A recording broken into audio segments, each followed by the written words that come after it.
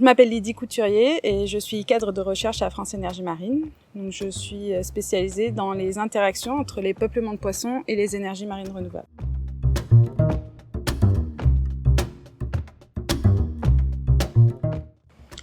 Alors avant de parler des effets potentiels de l'éolien flottant, il faut déjà définir ces termes, les effets récifs et effets réserve. Donc l'effet récif, lui, résulte de l'ajout d'un substrat dur d'origine humaine dans le milieu marin, dans l'écosystème. Et cet ajout va augmenter la surface colonisable par les animaux qui en sont capables, ou les organismes qui en sont capables, tels que des microalgues et certains invertébrés comme les balanes et les moules, etc.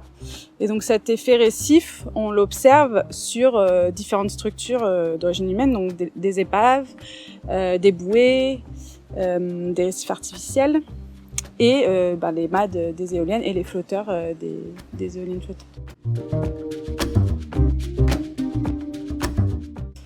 Alors l'effet réserve, il faut le comparer un petit peu comme ce qui se passe dans les aires marines protégées ou les sanctuaires marins. Donc ce serait dans le cas où dans les zones de parcs éoliens flottants, il y aurait des restrictions d'usage pour notamment par exemple les activités de pêche.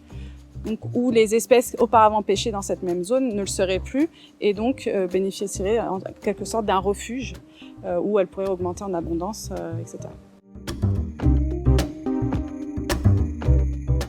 Alors, ce qui distingue l'effet récif de l'effet réserve, l'effet récif, lui, est un phénomène naturel. En fait, à partir du moment où on va avoir un nouveau substrat dans le milieu, des organismes vont venir le coloniser. Alors que l'effet réserve, lui, va exister seulement s'il y a une modification d'usage, comme la pêche, au sein du parc éolien.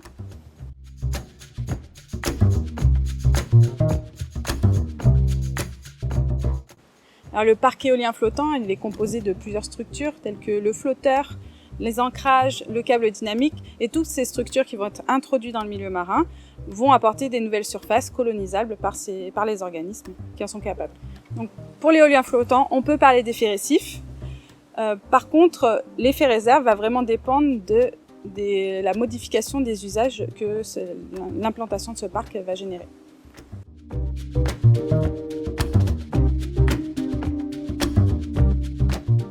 Les conséquences de l'effet récif, donc certaines sont connues, certaines sont supposées.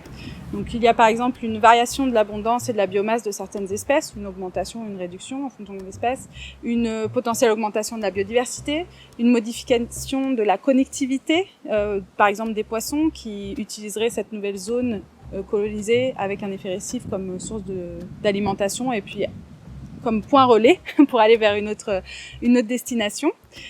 Mais ces conséquences sont encore assez mal connues et donc plusieurs projets de recherche sont actuellement en cours pour répondre à ces questions.